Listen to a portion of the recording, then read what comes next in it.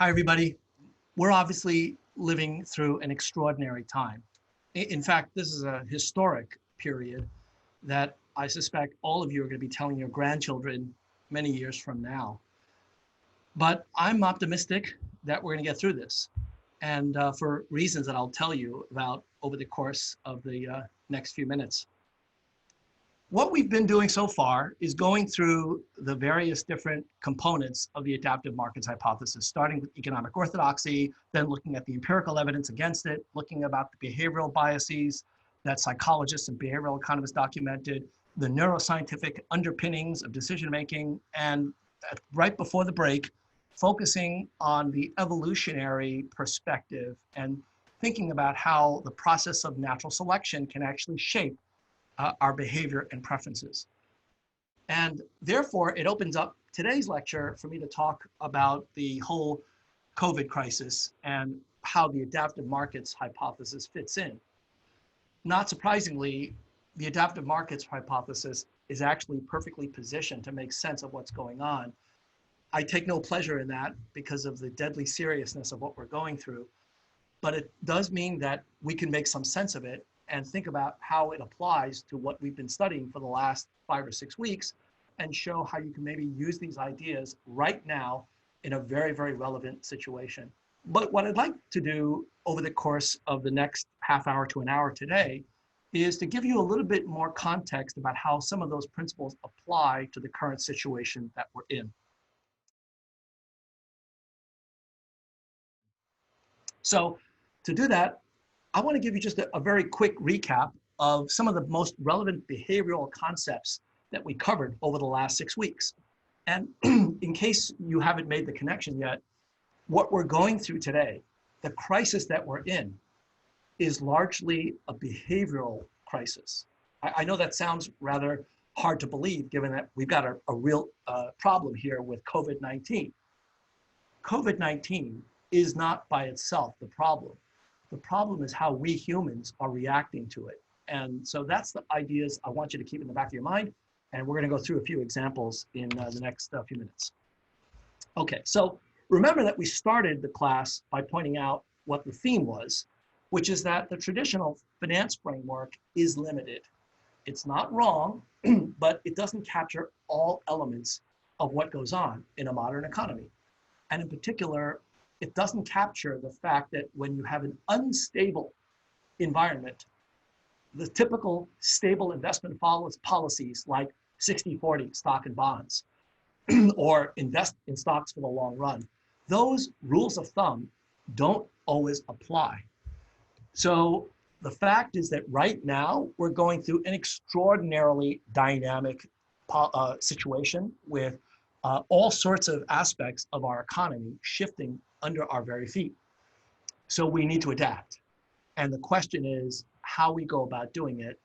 It turns out that the adaptive markets framework, not surprisingly, provides just that framework. So we talked about what investors are looking for, namely high Sharpe ratio investments, right? High yield, low risk, and what they are afraid of, which is not risk. Investors are not afraid of risk. We all take risk all the time.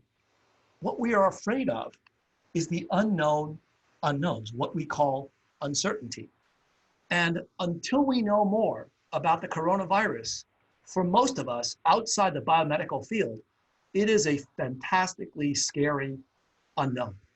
That's what markets are responding to right now. That's what you're responding to. That's why your stress levels are higher than normal. Nothing unusual or unexpected about that. And there's a way out. So we'll get to that in just a few minutes. Also, when you look at the stock market and you realize that we've lost, 12% just this month alone, and this is one of the worst performing stock markets in recent history, we ask the question, what happened to the risk-reward trade-off? And remember, we talked about this at the very beginning of the class. We said, yeah, over the long run, over 100 years, it is true. Higher risk assets get higher yields. But we also showed that over shorter periods of time, and by short, I'm talking about 5-year windows, which is not that short in your or my lifetimes, it turns out that that risk-reward trade-off is not always present. Remember this graph where we said that in the very beginning of the 1930s, high volatility, the red line, low compound return for the stock market, the blue line, and there's like a negative correlation when you look at 5-year rolling windows between risk and reward. Those negative correlations are driven by extreme periods of financial distress. We are living through one of those periods. So right now, we're actually seeing this graph play out in exquisite, painful detail. We're going to get to that. So what's at the heart of these issues is the amygdala, fear. We are all scared right now. It's perfectly natural to be scared. The problem is that the fear circuitry, as we described, it's great when you're being threatened by a physical force. It doesn't help when what we're being threatened by is something that we can't really do anything about with the so-called fight or flight syndrome. So we need to think about how to deal with fear. And this is really, really important. If there's one thing you take away from today's message is we as a society, not just you and me, but our policymakers, governments, medical profession, we need to deal with fear. How do we do that? Well, we talked about this with the relaxation response, the idea that Dr. Benson from Harvard Medical School, Mass General came up with years ago. We need to figure out how to circumvent, how to short circuit the fight or flight response. And the way that he proposed doing it was using transcendental meditation. But if you go on the website of the Benson Henry Institute at Mass General, they now have a much more refined set of tools that they use for how to reduce stress. And there are all sorts of individuals that are sent to this particular clinic by their doctors. I'm talking not just about patients that have mental difficulties, but physical difficulties, high blood pressure, heart disease. They are sent to this institute in order to reduce stress. Now, if you hunt around on the website of this institute, you'll notice that they list a few things that you can be doing to reduce stress. Yoga, Tai Chi, mindfulness, which is a different variation of transcendental meditation, and other things that we might have taken for granted as touchy-feely kind of stuff that only people in Northern California deal with. But in fact, it's really effective for changing your body, for actually reducing your stress levels. So much so that they use it in their clinical practice. And here's an interesting thing. I looked on their website for various different publications, and one of the publications has to do with a therapy that they use via video conferencing. They're not actually able to get all of their patients in to visit with them physically. So they use video conferencing to work with neurofibromatosis patients to reduce their stress levels. Through a randomized clinical trial, they were actually able to show that these techniques actually had a material positive impact on neurofibromatosis patients, even through video conferencing. So I mentioned that because obviously we are now online for the next several weeks. And so I want all of us to consider using this opportunity to take on some of these practices to reduce our stress, perhaps with a friend. So I want to now turn to how we actually think about this in a somewhat more direct way with regard to COVID-19. And let me start with a bit of a market recap because things have been pretty crazy in the market over the last couple of weeks. I want to start with the bond market, particularly government bonds. And I want to take you back to the beginning of this year, January the 2nd, 2020, and show you the yield curve on that day. This is a perfectly normal looking yield curve, 1-month treasury bills at 1.5%, all the way up to 30-year treasury bonds at about 2 3/8. So this is an upward sloping yield curve. And as you remember from introductory finance, upward sloping yield curves are normal. Why? Well, because investors need to get a little bit of an extra reward to be willing to lend money to you over the course of a longer horizon. Bonds with a longer maturity typically move more in response to interest rates. So you're actually bearing more price risk when you're holding a longer duration asset. So you would expect that you would require a kind of a risk premium. So perfectly looking, normal looking yield curve beginning of the year. Okay, February 18th rolls around and something really weird happens. What happens is the yield curve dips down. It is concave in the terms of calculus. It holds water instead of spilling water, but it does so in the middle of the duration. So we're talking about a dip in a 3 to 5 year range. The fact that the yield curve looks like this, which is often called inverted, that's a sign that there's weakness in the economy. It means that people are worried about the midterm, that the fact that maybe there's going to be less inflation because business is going to be slowing, or investors are looking to take money out of equities and put them into bonds of a somewhat longer maturity because they don't think they're going to get a reasonable rate of return over 3 to 5 years in the bond market, in the stock market, so they'd rather put it in the bond market. So the yield curve inverts on February the 18th. Now, March 2nd, this is a much bigger inversion. And so it's pretty clear now that people are thinking there's a real problem with the economy. March 13th, now the Treasury bills come down in yield because the Fed is cutting interest rates. And where we were as of Friday, Treasury bills earning 0%. And I wouldn't be surprised if sometime over the next few weeks, you'll see negative yields in Treasury bills. I'm going to come back to that a little bit later on when we talk about 2008. But when Treasury bills are 0, what is that telling you?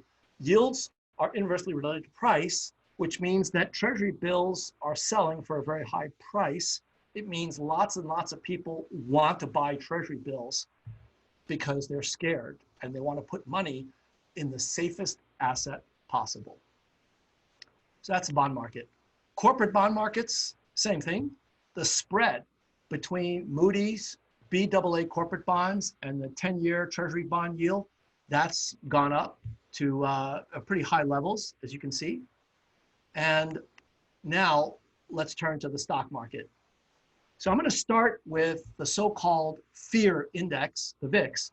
As you may recall, the VIX is the implied volatility of options on the S&P 500 index. You can use the Black-Scholes formula to be able to calculate what that volatility is that would make the S&P options equal to the actual market price.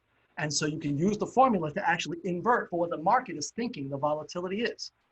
By the way, I should just mention here that the idea of an implied volatility was developed by none other than our own Dick Schmalensee with one of his students, Richard Trippi. And obviously the Black-Scholes and Merton option pricing formula are also MIT related products, so we're very proud of this idea. So let me show you what happened to the fear index over the course of the last few weeks. It's just skyrocketed. It's come down a little bit since its peak on the 19th, but it's really, really high. So that's telling you that equity market investors are also seeing the same thing that bond market investors are seeing. Now, what about the stock market? How is that done? Well, you know how it's done. It's done pretty badly. And now this is what I was referring to when I showed you that diagram of 5-year rolling period returns. High volatility, low stock markets. This inverse relationship happens not typically, but it happens when people are freaking out. And so this is exactly the situation that we're in. How bad is it? Well, if you took the top 10 worst single days of stock market returns from January the 1st, 1926 to last Friday, just took a look at all the daily returns and ranked them by how negative they were. The worst day of all was October 19, 1987, when the stock market crashed due to this index futures business. But the second worst day is March 16th. And The sixth worst day is March 12th of this year. So it's bad. It's bad. It's scary, right? Now, I want to also focus on other markets. For example, oil. The oil market has gotten down to incredibly low levels. We're talking $20 a barrel of oil. Now, you probably know this because if you have a car and you've been to the gas station, you're probably pretty shocked by how low gasoline prices are. That's good, right? Not exactly. Low oil prices are a signal that people are forecasting that the demand for oil, which is used in a lot of industrial production, is declining. And so that means weak business. Now, in the case of oil, there's other things going on. In particular, a bit of a battle between Saudi Arabia and Russia with regard to the pricing of oil. But even apart from that spat, the fact is that there is real weakness in the economy, and so it's not surprising that energy prices have declined. Now, I want to give you a bit of perspective here, just so that we don't overreact. Yeah, the stock market performance is not pretty, but let's look at it in the perspective over the course of the last, 4 years. Over the course of the last 4 years, you can see that the VIX has certainly had its moments, not as high as what it was just a couple of weeks ago, but there are clearly periodic spikes. And what about the stock market? Well, yes, the stock market has gone down significantly this year, but don't forget, the stock market was up 36% last year. I don't hear too many people complaining about that. And so the fact that it's gone down to the previous level of, say, January of 2019, that's not a total shocker. The speed with which it declined was breathtaking, absolutely. The fact that we've gone down to where the market was before the crazy run-up last year, I think that one could argue that it's not totally out of the question and unreasonable. Valuations were pretty rich even back then.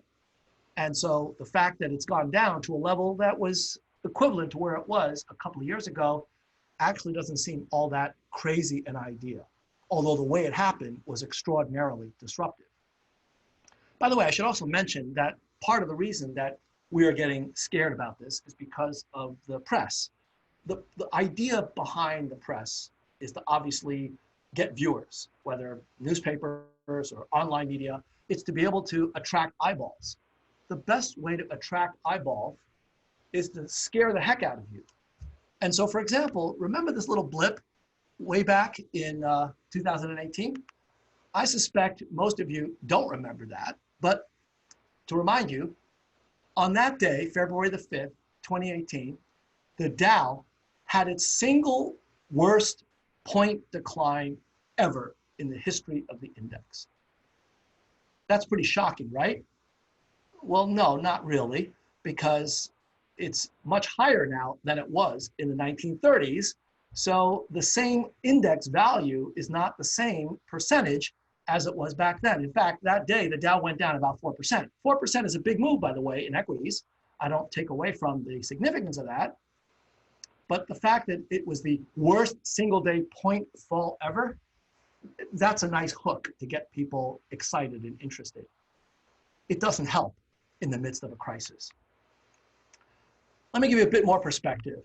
So these are the top 10 worst days that I showed you. And if you look at the top highest levels of that fear index, sure enough, March 16th, that was the tops since the very beginning of the index. It was bad. And so naturally you might think, well, I got to get out. I got to get out of this. I can't take this anymore. The problem is, do you know when to get out? And more importantly, do you know when to get back in?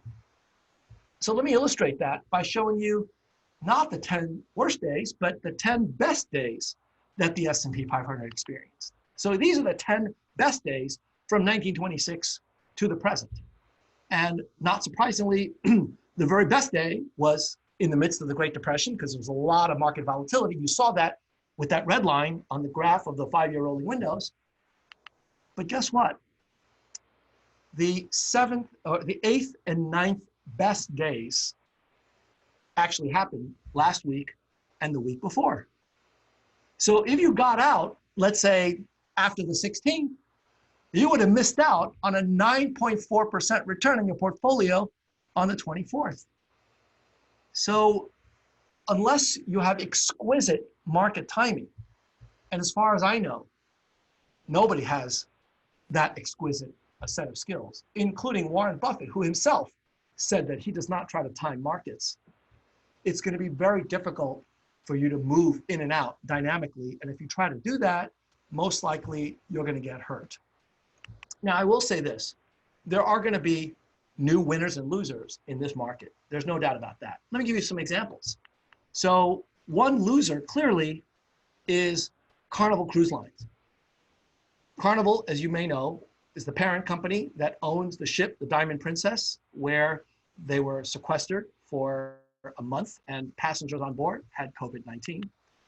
So you wouldn't be surprised to learn that from January the 2nd of 2020, when Carnival was trading at $50.72 a share, to yesterday, where it was trading at $13 a share, it has borne the brunt of this crisis. Got hit pretty hard. What about winners? Well, we're using one right now, Zoom video. How is Zoom done? Well, it is zoomed. Starting in January, it was at 68.72, and it's more than doubled since then. So it turns out that this market, as dynamic as it is a fantastic market for active managers. If you are a stock picker, a proprietary trader, an active hedge fund, this is your kind of market. All sorts of opportunities are getting shaken loose. And if you stand by and watch carefully and you think about what is or is not going to get hit by these kinds of market conditions, you're going to do really well. For the rest of us, it's a very turbulent period that we need to get through. And the way that we're going to get through it is by diversifying so that we're holding a large enough portfolio. Even then, we're still talking about some pretty wild rides, right? At a VIX of 82, there's a lot of volatility, but that volatility will not last. It will abate eventually, and I'm going to talk about when that might be in just a few minutes. But if you can hold on long enough, markets will come back to normal, a new normal, no doubt, but one where the aggregate capacity of all of these various different productive companies will come back online and will be able to produce the way that they have in the past. Now, obviously, if you need cash in the next 2 or 3 weeks, if you're going to be closing on a home or you need cash for other reasons, then you will not be trying to invest in the long run. You've got a very different problem. But for most of the rest of us who are not looking for liquidity over the next 2 or 3 weeks, this is a market that requires some self-control. And I'll talk a bit about that shortly. So where I'm getting at with all of this is that there are winners and losers, and that the economy is going to slow. If you take a look at the New York Fed website, they have a really nice feature called nowcasting, which sounds a little weird. Typically, we think about forecasting, but why would you want to nowcast? It turns out that economic data comes out very slowly, and so this website here, which I'm not going to visit now, but I want you to take a look at, it actually tells you what GDP growth and employment look like now, based upon the data that we have as of now, which is not necessarily the most accurate, but it does give you some idea. If you go on the website and click not on today, the first quarter, but click on the forecast of the second quarter, you're going to see a dramatically lower level of employment and GDP growth, not surprisingly. So the economy is slowing down, and it is significant.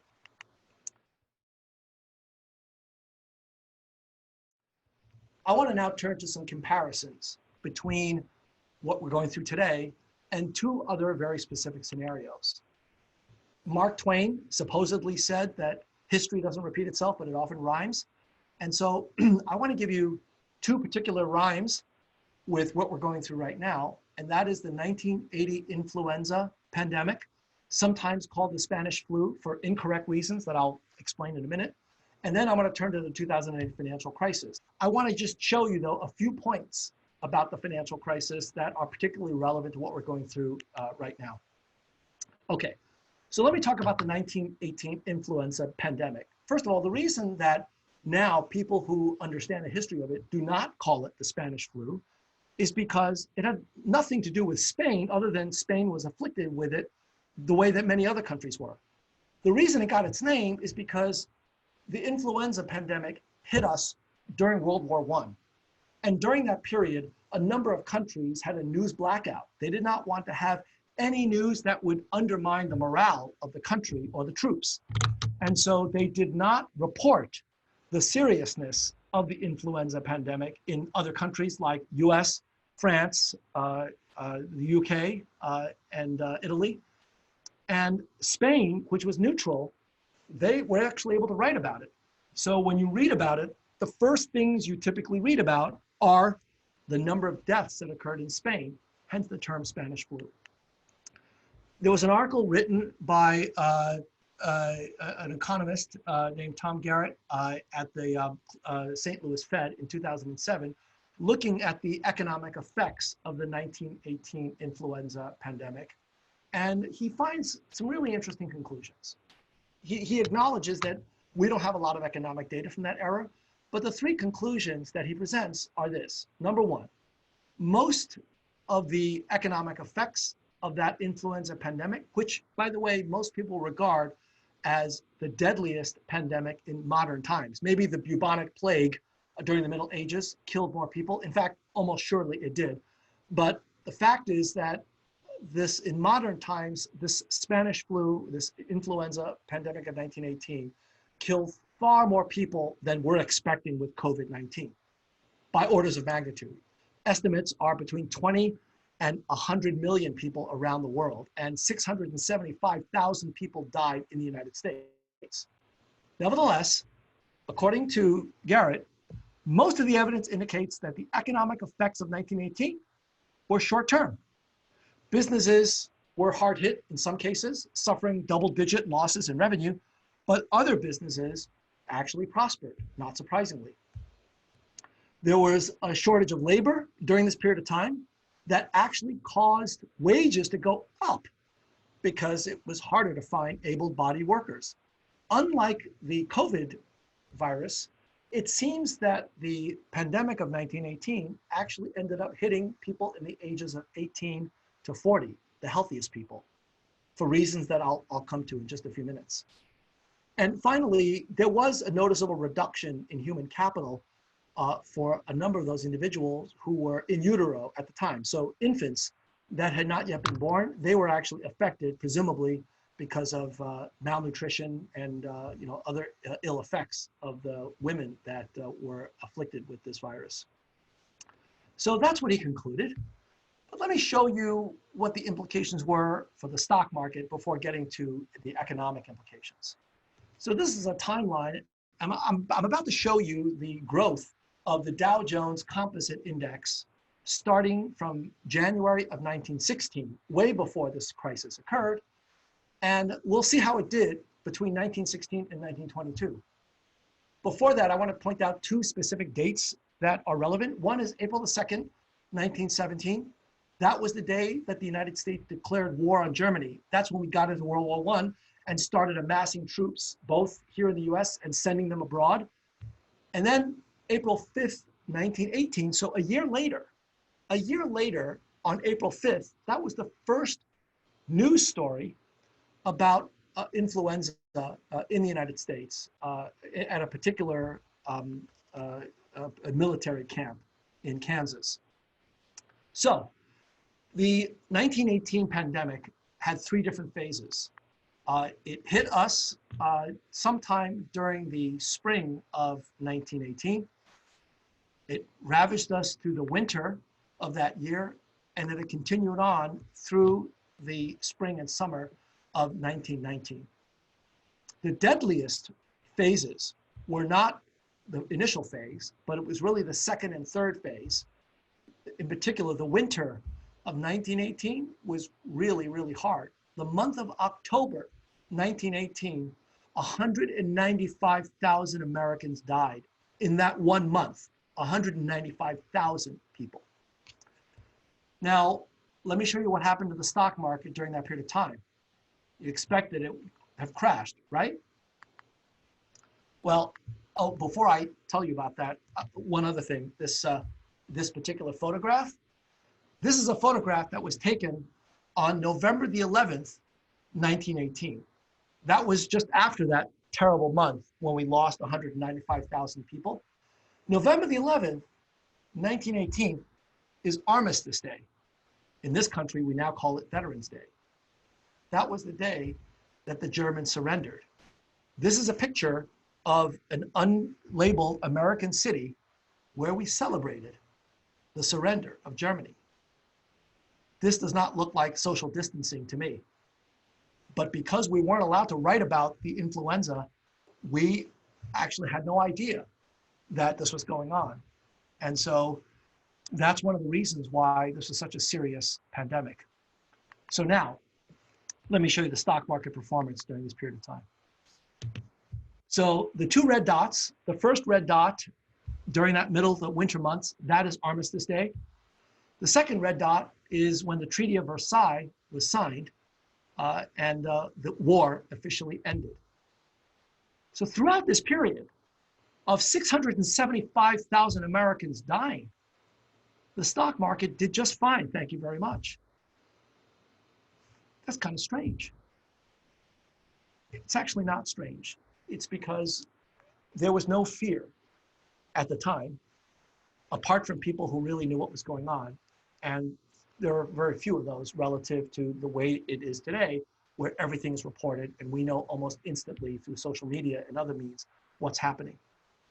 And so even in the midst of the worst pandemic to have ever hit the planet in modern times, the economy was impacted in the short run, but not in the long run. Now, the last thing I'm going to say about the 1918 pandemic is this graph right here. This is something that you're going to see in a couple of weeks. Whoops, excuse me, let me get back. You're going to see this graph in lecture 7 when we talk about how different countries adapt over the course of many years. What I'd like you to do is, when you get a chance, visit this website and run this graph, which shows on the x-axis the life expectancy, the x-axis is the per capita income of each country, and the y-axis is the life expectancy. And each of the bubbles corresponds to a different country, color-coded in the upper right. And you can see how these countries fared in terms of their income levels and life expectancies over time, competing with each other for which is going to be the most dominant country in those two dimensions. I want you to run this on your own and take a look at what happens between 1916 and 1920. What you're going to notice is that all of these bubbles, they actually are moving along almost randomly over time. And then between 1917 and 18, all of these bubbles do a dip like this, whoop, and they go back up. That dip is a drop in life expectancy due to the Spanish flu. What you will not notice at that point in time is a leftward motion. That is a reduction in GDP per capita. There was very little in the way of long-term economic effects. Now, clearly, COVID-19 is different from this 1918 influenza, but there are some commonalities in terms of what the impact will be on business. So let me get to that. So now I want to turn to the financial crisis of 2008. As you all know, this was an event largely driven by the innovations in housing finance, the fact that many residential mortgages were written, securitized, and the amount of home ownership increased dramatically, creating leveraged securities that ultimately were not sustainable. Now, this was really a serious crisis that lasted for quite some time. If you look at the timeline of the crisis, you can see that, in fact, we're in a relatively deep recession. And something like 9 million jobs were destroyed by this process. And it took roughly 2 to 3 years to be able to start turning it around where we actually had growth in employment again. So this is probably the most significant financial crisis that we've experienced in this country since 1929 and the Great Depression afterwards. And obviously, if you look at yield curves during that time, you see a very similar pattern. So this is January 2007, January 2008, September 2008, 15th of September, 16th, 17th, and then January 2009. This looks eerily similar to the graph that I showed you at the very beginning of this. And exactly the same kind of pattern happened. People freaking out. Now, same thing with the Moody's BAA corporate bond yield over the 10-year bond spread, except that the spread was much, much higher during the financial crisis than where we are right now. Our spread has increased to only about half of the spread that existed during 2008. And now, if we take a look at what happened to the VIX and the stock market, now we see that, yes, our current level of the VIX, the high that we hit on March 16th, slightly higher than what we saw in 2008.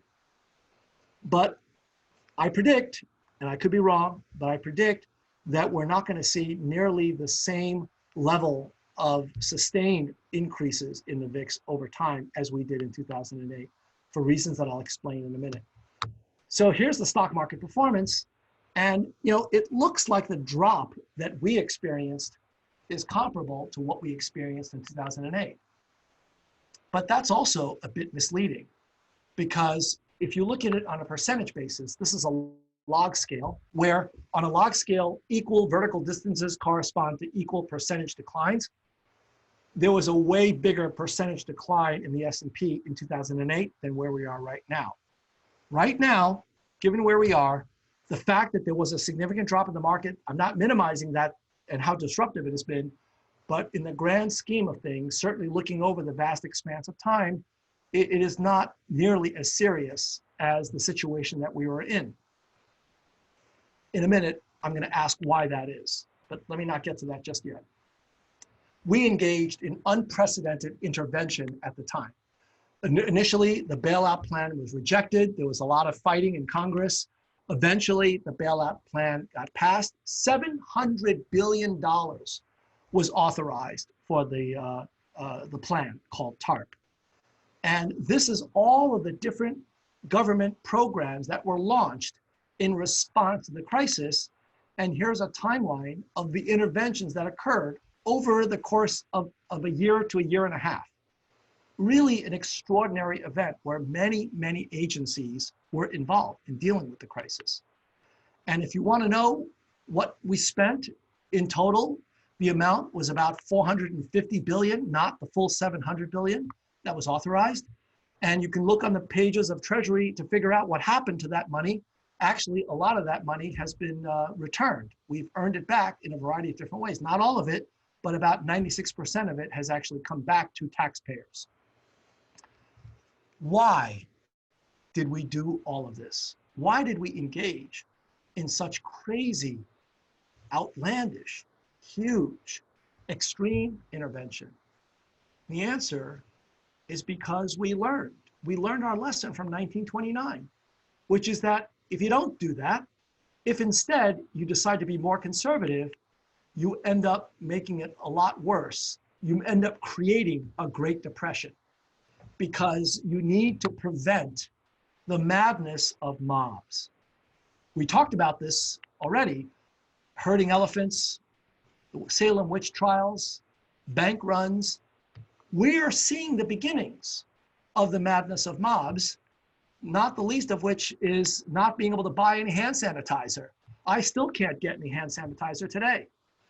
I've actually seen online how to make my own hand sanitizer, but I can't even get the ingredients to make the hand sanitizer. Is this rational? Well, maybe. But the FDA actually put out a letter to one of the manufacturers at the beginning of the year saying that, you know what, you should not be advertising that hand sanitizer can prevent COVID-19. There is no clinical evidence to show that that's the case. Now, washing hands, that's a good thing to do. But that, in coupled with all of the other things that we're doing, are necessary. Just using hand sanitizer is not enough. And yet, all of us are scared. And so we're reacting in that way. When you think about the entire economy reacting in that way, that's really where a lot of this crisis is going. So let me tell you where we are and then start to wrap up. So where we are now is that if you look at the worldwide map of the Johns Hopkins website, you can see that this is pretty serious.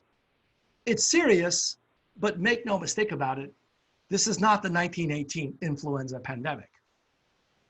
20 to 100 million people are not going to die. But nevertheless, a large number of people will die, and that's just not acceptable. So what are we doing about it? Well, so far the government response initially was $8.3 billion, mainly to focus on the direct aspects of vaccine and other therapeutic development. March 18th, $100 billion to now focus on broader impact for employment. And now $2.1 trillion authorized as of Friday. And here's a description of how it's going to be used. Is this too little? Enough?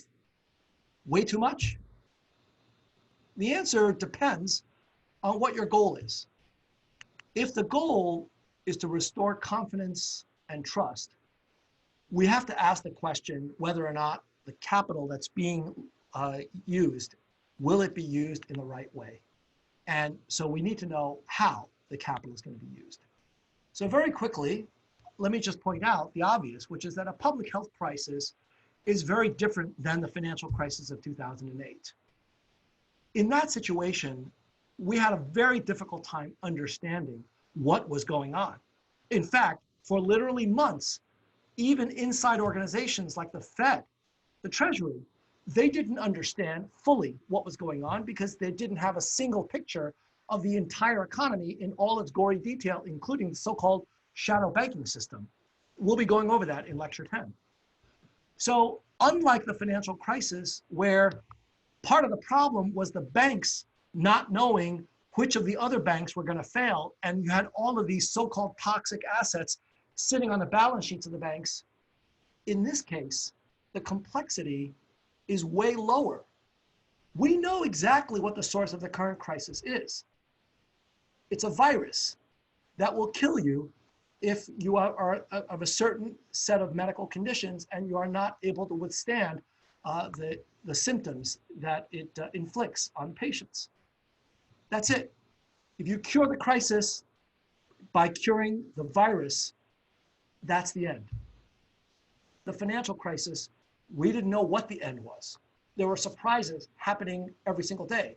First, Bear Stearns disappears, then Merrill Lynch, then AIG, then Lehman, one after the other. It was very difficult to even predict what was going on.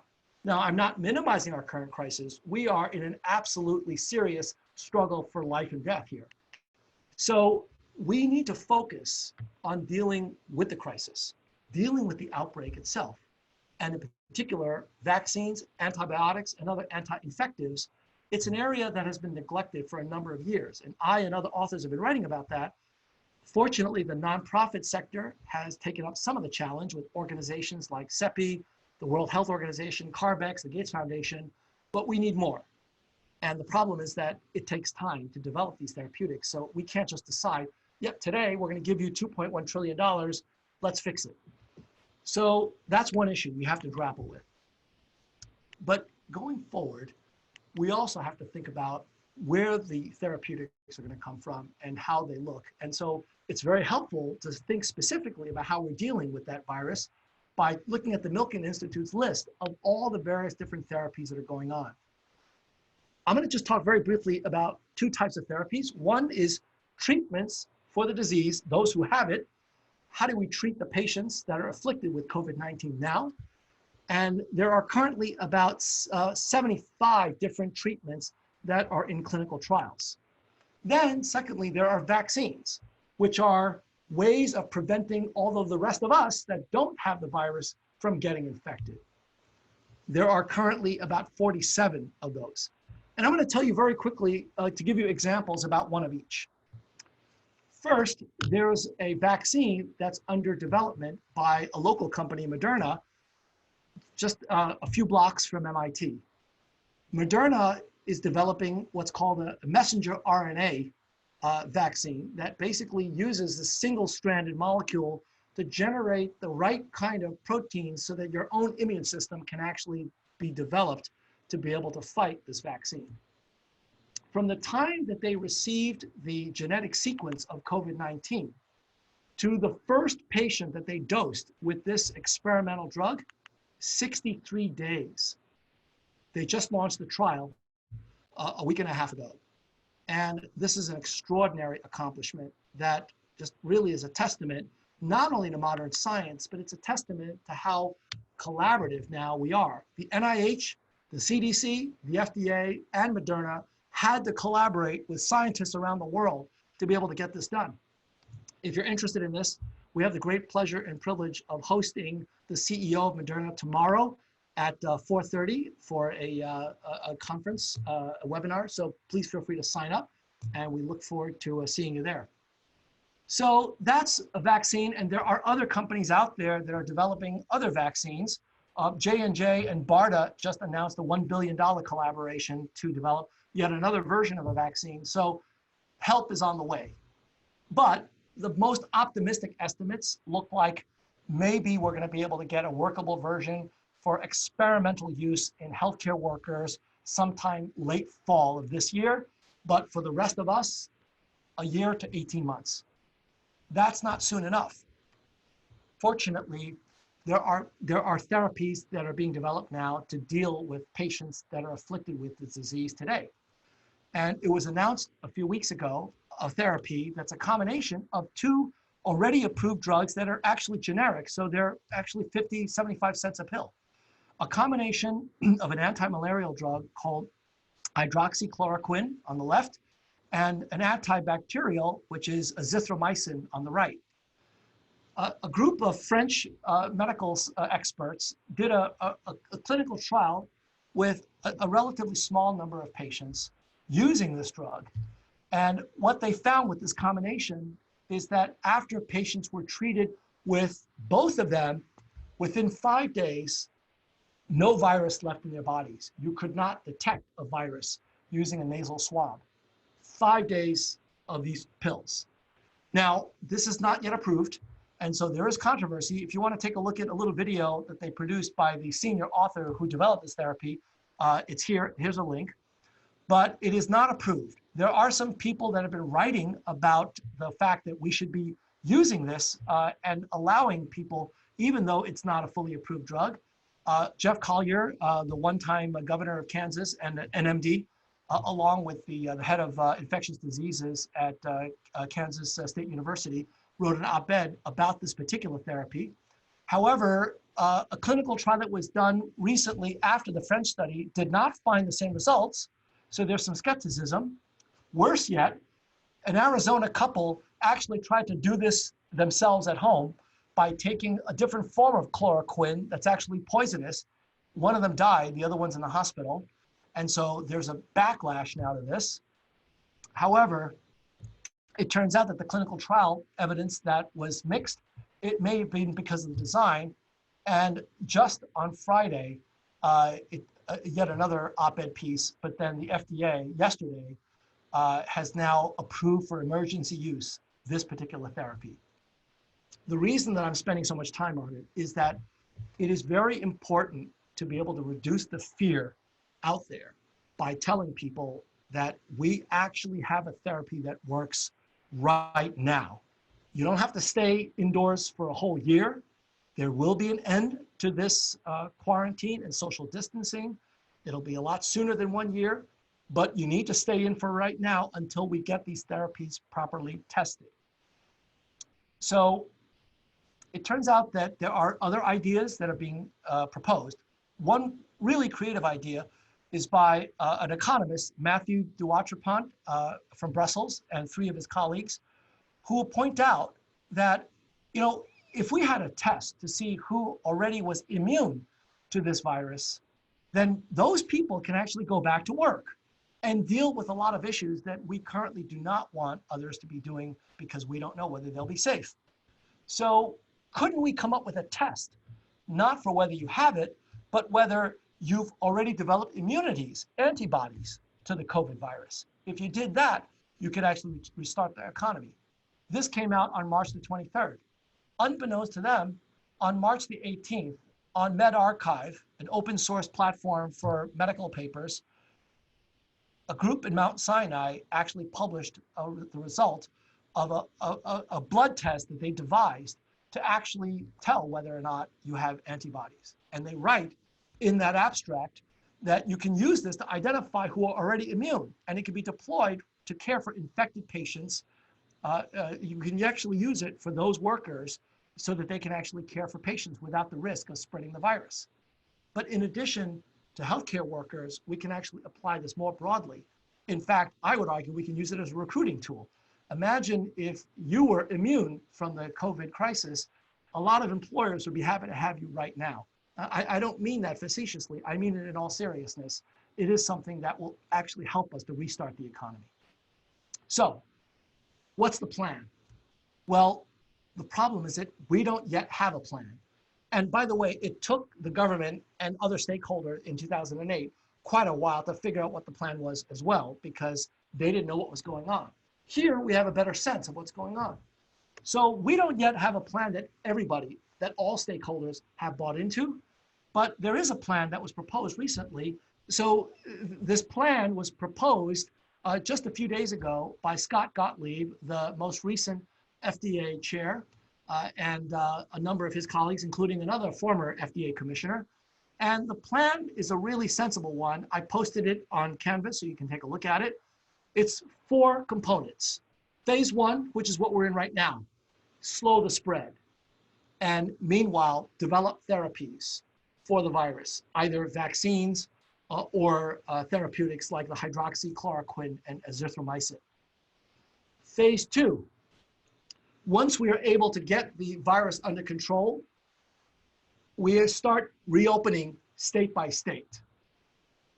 Phase 3, once we actually have immunization available, we then start to lift social distancing measures.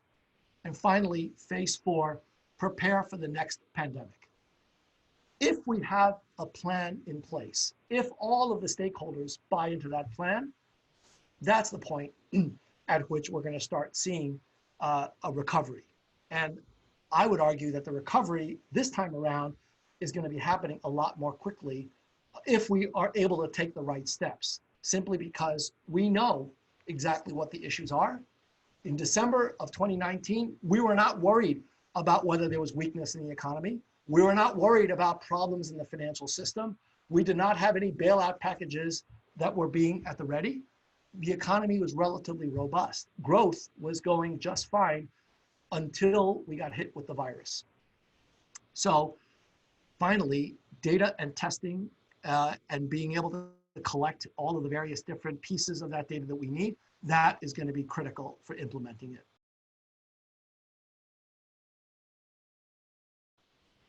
So now the last thing that I want to turn to, and then I'll have plenty of time for Q&A, is your perspective, your careers, because I think that's what's weighing on a lot of your minds right now. So first of all, in 2008, how long did it take for us to get back to work? How long did it take before companies started rehiring?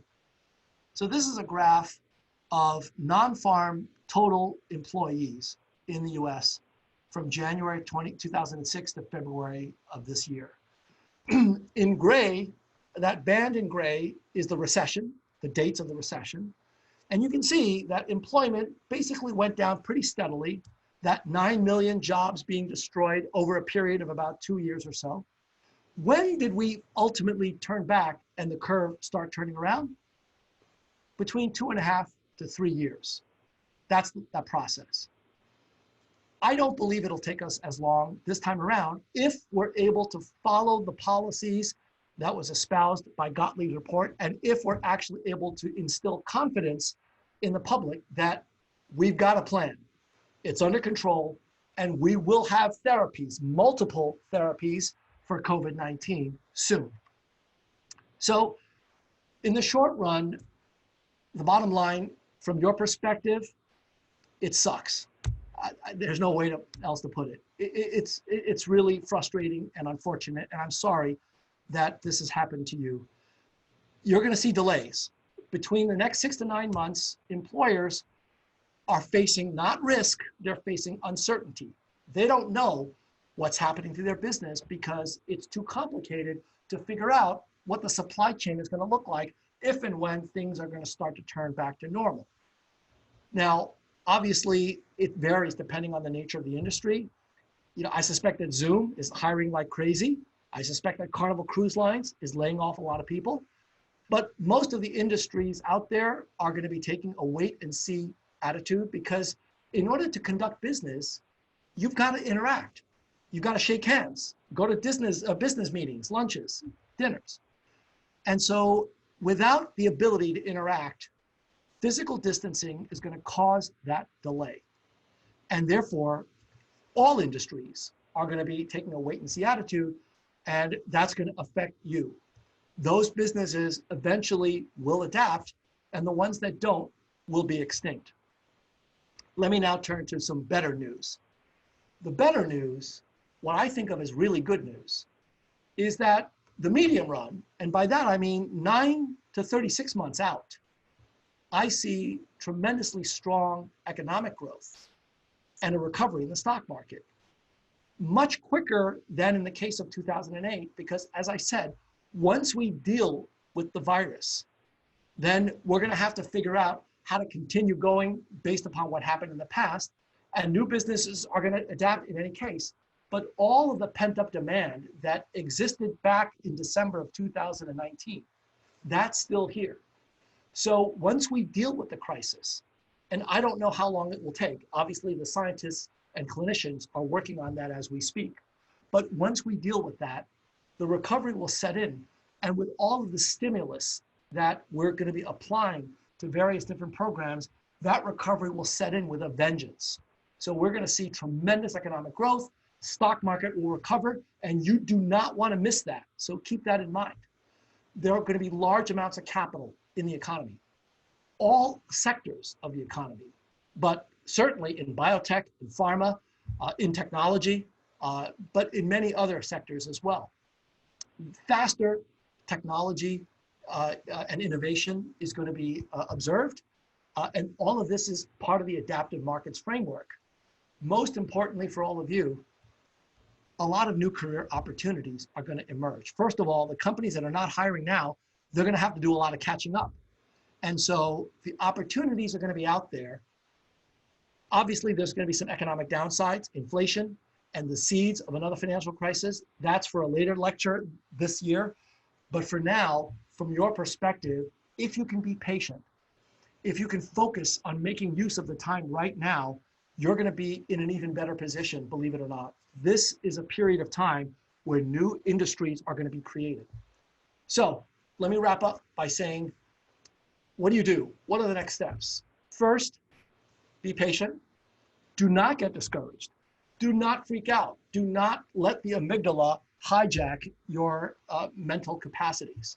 You should expect that the job search is going to take longer. And you should use this period to think about your goals, whether your current goals or new goals in light of the crisis. Use this time to think about whether or not the goals that you've got set are ones that you still believe make sense in light of the crisis and how long it's going to take, and then start putting together plans to achieve those goals. In fact, what I think you'll find is that because of this crisis and because of the attention that's been put to this and because of the government programs that are being installed, all sorts of new business opportunities are emerging. I mentioned analysis, testing, data science, being able to engage in different kinds of social interactions without actually being physically present, not just using Zoom, but many other methods. All of these industries are now going to be looking for innovation. This is very often what happens when you have a crisis.